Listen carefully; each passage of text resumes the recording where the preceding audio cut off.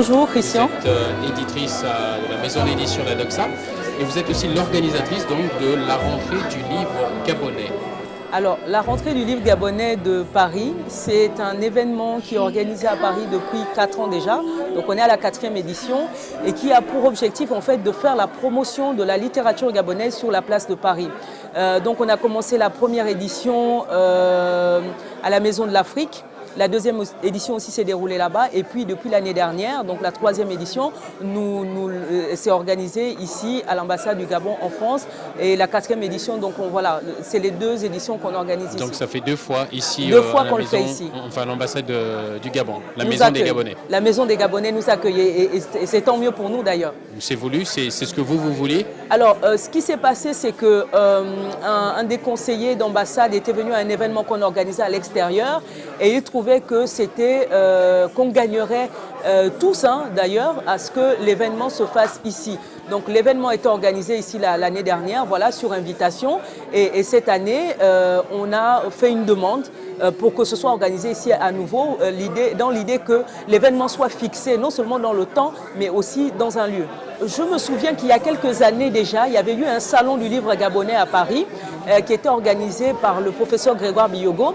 On a fait une édition. Je crois que le professeur est passé sur un autre format qui est plutôt un salon panafricain. Et moi je pense que le faux procès qui est fait à la littérature gabonaise en disant, tout à l'heure on l'a entendu tout au long des conférences, sur l'interrogation de son existence. Non pas qu'il n'y ait pas d'auteurs gabonais, mais ils sont méconnus parce que déjà même en local, en interne, c'est un faux procès parce que là on parle des écritures féminines gabonaises, les premières écrivaines gabonaises elles datent quand même des années 60, alors que j'ai appris aussi, parce que on apprend tous les jours, qu'au Congo par exemple la première femme écrivaine congolaise elle date des années 80. Donc il y a quand même 20 ans d'écart, mais c'est une littérature qui s'est inscrite sur le continent, qu'on connaît. On ne se pose même plus la question de savoir si elle existe ou pas. La nôtre, on se pose la question. Alors, on s'est interrogé sur l'idée, sur pourquoi cette question est récurrente. C'est parce que justement, on est méconnu, on n'est pas suffisamment valorisé.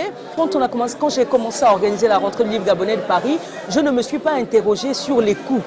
Pourquoi? Parce que je me suis dit, si on ne le fait pas, on ne le fera pas en fait. On a envie de faire quelque chose, à un moment, il faut se lancer. On a commencé petit, avec des petits moyens aussi, dans l'idée que dans les partenariats aussi, il y a beaucoup d'échanges de procédés. Ce n'est pas forcément un échange en termes d'argent. Donc on a des amis partenaires. Moi, je suis entrepreneur.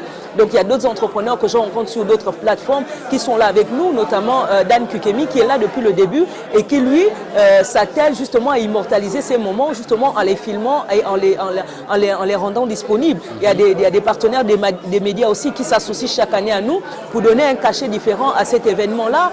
Il y a les éditeurs qui jouent le jeu en se disant qu'ils soient gabonais ou pas gabonais du tout, éditant ou n'éditant pas des gabonais, qui se disent c'est une plateforme d'expression qui est intéressante, on a envie d'y participer et qui viennent. L'argent oui, mais pas que l'argent. Et maintenant, est-ce qu'on a accompagné financièrement pour faire ça? Tout à l'heure, je vous disais qu'on a 2 partenaires gabonais, des entreprises gabonaises qui sont bien implantées au Gabon, qui sont Prix Import et Sekagadis, qui nous accompagnent. Sekagadis nous accompagne depuis le début et vraiment je les remercie parce qu'ils ont cru, c'est les premiers à avoir cru en ce projet. Quand on leur a parlé d'organiser un événement autour de la littérature, en fait, ils ne se sont pas posé la question de pourquoi on s'associerait. Bon, ils accompagnent déjà d'autres événements locaux, donc je pense que c'est juste dans le droit fil aussi de ce qu'ils font. Bon, au début, on s'est dit, comme on n'est pas au Gabon et qu'on est à l'extérieur du Gabon, c'est un peu plus difficile. Ils ne se sont pas posé la question. Ensuite, on a Prix Import aussi qui nous accompagne, mais Prix Import nous accompagne parce qu'il y a quand même un partenaire institutionnel derrière qui a pris le pari de contacter Prix Import, de présenter notre dossier pour qu'on soit reçu par Prix Import. Donc ça, c'est déjà des apports financiers qui permettent notamment d'amortir les coûts.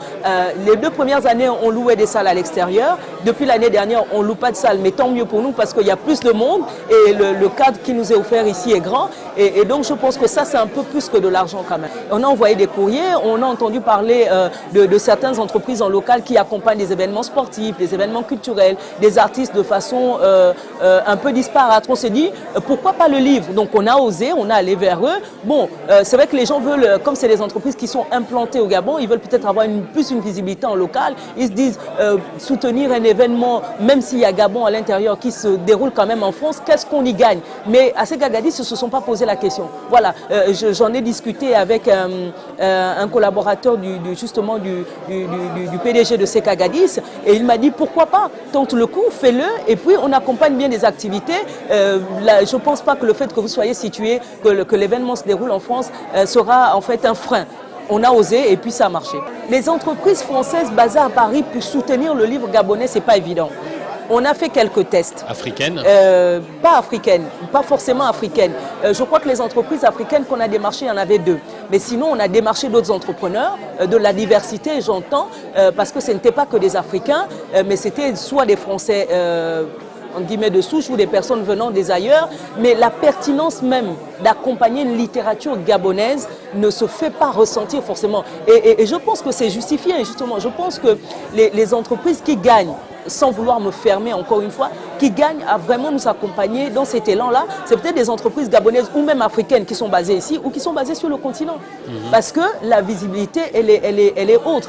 Là, aujourd'hui, on a des auteurs camerounais, des Congolais, on a des Maliens, des Sénégalais. Voilà, on ne s'en forme pas que dans le Gabon. Donc, si aujourd'hui, on va démarcher une entreprise camerounaise, elle nous dira, mais pourquoi je viendrais soutenir une rentrée du livre gabonais à Paris? On dira, mais l'avantage de cet événement, c'est qu'on a quand même le mérite de créer des passerelles entre les différents pays et les différents partenaires qui assistent à cet événement-là. Moi, je tiens vraiment à ce que ça dure dans le temps. Je tiens vraiment à ce que ce soit marqué dans les esprits que le livre gabonais existe et qu'il existe bien. On a des prix littéraires en plus, donc c'est vraiment l'idée de ce faux procès-là, moi, qui me dérange fondamentalement, parce que j'ai lu des auteurs d'autres pays qui ont été primés. Je ne pense pas qu'ils soient hautement supérieurs à nos auteurs. Sauf que l'avantage qu'ils ont eu, c'est que dès le départ, en local, certainement que les autorités y ont cru, ils ont été accompagnés et il y a eu un travail de promotion qui a été fait derrière. Voilà, il y a une politique culturelle qui est vraiment définie dans ces pays-là, ce qui fait qu'ils sont un peu plus en avance par rapport à nous. Mais je pense qu'on n'est jamais en retard. Il faut commencer. On a commencé et là, je crois qu'on est vraiment... On n'a pas fait que commencer en fait, parce qu'on y était déjà. C'est juste que on s'exporte un peu plus, on est un peu plus visible, oui, on est un peu plus présent sur les places et les gens sont obligés de compter avec nous. Oui, parce que l'un des paradoxes, c'est que les auteurs gabonais sont plus lus à l'étranger que dans leur propre pays. Alors, on parlait tout à l'heure de la politique culturelle. Il faut savoir que dans les pays, pour être majoritairement lu, il faut être... entre guillemets, au programme scolaire, notamment dans les pays africains. Pourquoi? Ici, les gens ont une culture du livre qui est différente. Bon, de moins en moins aujourd'hui, il ne faut pas se leurrer avec le livre numérique et le fait que les jeunes lisent de moins en moins, les gens sont moins prompts à aller vraiment se procurer le produit culturel qu'est le livre. Maintenant, c'est quand même quelque chose qui est ancré dans la culture. Par exemple, dans la culture française, les gens lisent parce qu'ils aiment lire. Ils vont spontanément dans une librairie s'acheter un livre, une nouveauté. Ils ont envie de lire, par exemple, un livre qui parle, je ne sais pas quoi, un livre fantastique, etc. Ça ne se pose pas la question. Chez nous, encore aujourd'hui, le livre est fortement rattaché au système scolaire. Or, la difficulté qu'on a, et ce qui a été relevé, et qui est relevé dans la majorité des conférences qui sont faites, par exemple, ou des contributions sur comment dire ça, l'interrogation du livre gabonais, c'est que on est l'un des rares pays où les livres des auteurs gabonais sont difficilement au programme scolaire. On a fait des progrès. J'admets, l'année dernière, il y a au moins une dizaine, sinon une quinzaine de livres gabonais qui sont rentrés au programme. Et ça ne suffit pas. Mais ça ne suffit pas. On étudie encore quand même des ouvrages. Bon, je n'ai rien contre la littérature du XVIe siècle, je n'ai rien contre le fait qu'on étudie Camara Lai, je n'ai rien contre le fait qu'on étudie Mongo Betty et tous les autres. C'est bien, c'est valorisant. On est dans l'idée de l'ouverture. Mais des auteurs gabonais valeureux, il y en a. Et c'est bien dommage parce qu'ils ne sont pas d'abord étudiés chez eux. Moi, j'ai fait une tournée littéraire l'année dernière où j'ai fait le Gabon, le Congo et le Cameroun. Et ce qui revenait au Gabon notamment, c'était mais madame, vous nous parlez de tous ces auteurs, on ne les connaît pas. Et moi, j'ai pris le pari d'aller dans les lycées et dans les collèges, d'aller rencontrer les premiers lecteurs, donc ceux qu'il faut sensibiliser dès la base. Et c'était la question qui revenait. Et quand je leur demandais quels sont les noms des écrivaines gabonaises que vous connaissez, ou des écrivains, la réponse était toujours, on me donnait 4-5 noms, mais je n'avais pas besoin de vérifier, mais ce sont les auteurs qui sont au programme. Ce qu'on fait ici, c'est que ça n'intéresse pas que les Africains. Ça intéresse ceux qui veulent découvrir une part d'ailleurs. Donc on a des éditeurs qui ne sont pas africains, qui viennent interagir avec des éditeurs africains. Il y a des auteurs qui ne sont pas africains, qui viennent interagir avec des auteurs africains. L'idée de créer des passerelles fait que ces auteurs-là invitent leur public. Parce que quand un auteur vient à un salon, il invite du monde. Et chaque invité d'un auteur est potentiellement ouvert à découvrir un autre auteur. Donc, du coup, 1000, non, c'est pas trop rêvé. Et je pense que l'année prochaine, l'ambassade sera trop petite pour nous accueillir. L'année dernière, il fallait voir, c'était plein de monde. Enfin, j'allais pas dire noir de monde, mais il y avait tellement de monde dans la cour qu'à un moment, on a occupé et la cour, et la salle, et ici, et c'était juste génial. Au cocktail, on a dû ouvrir un peu les portes pour que les gens se servent et sortent. Donc, je pense que ces interactions-là, cette ouverture sur la diversité, sur l'interculturalité, c'est ce qui marche. La thématique de votre salon aujourd'hui, c'est l'écriture féminine. Pourquoi ? Écriture féminine, pas parce que je suis femme, parce que je pense que c'est une écriture qui est dynamique. Elle est vivante. Dans le temps, les écrivaines gabonaises sont de plus en plus présentes sur la scène. Elles écrivent bien, sur des sujets de société qu'elles n'ont pas, qu'elles ne s'interdisent pas d'aborder. Et je pense que commencer à interroger la littérature des femmes au Gabon aujourd'hui, ce ne serait pas débuter trop tôt, parce qu'elles sont nombreuses. Elles écrivent beaucoup.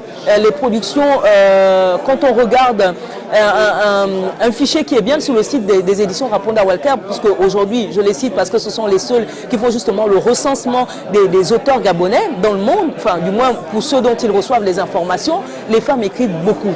Et il est temps qu'on commence à s'interroger, à critiquer cette écriture-là, parce que aussi ce sont les critiques qui donnent toute la substance au livre. Quand les critiques littéraires analysent un ouvrage et qu'ils l'encensent ou pas du tout, ça permet au public déjà de s'interroger sur l'intérêt, sur la richesse, sur la pertinence de ce qui est fait. Si on n'écrit que pour écrire, ça n'a pas de sens. On écrit pour être lu. Aujourd'hui, je disais, on a à peu près 7 éditeurs.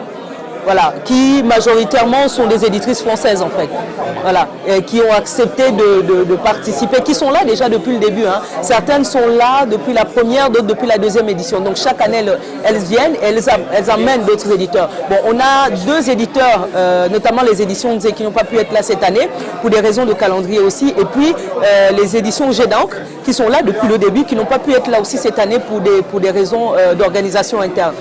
Donc voilà. C'est important qu'ils soient là. Ah oui, c'est important. C'est important que les maisons d'édition soient là. C'est important de fidéliser aussi les éditeurs parce que c'est une plateforme qui est offerte aussi aux auteurs. Parce que les auteurs, c'est dans les salons qu'ils rencontrent les éditeurs, qu'ils discutent avec eux, qu'ils voient les genres littéraires ou les thématiques qui sont éditées ou éditables. Ils ont la possibilité, les éditeurs sont plus accessibles, donc ils ont la possibilité de discuter avec eux. Donc je pense que c'est important qu'ils soient là parce que aussi leur présence donne du crédit à cet événement-là. Nadia Origo, merci. Je rappelle donc que vous êtes la fondatrice de la maison d'édition La Doxa et l'organisatrice donc de la rentrée du livre gabonais. Et merci à vous de nous avoir suivis. Je vous dis au revoir et à très bientôt sur Télé Sud.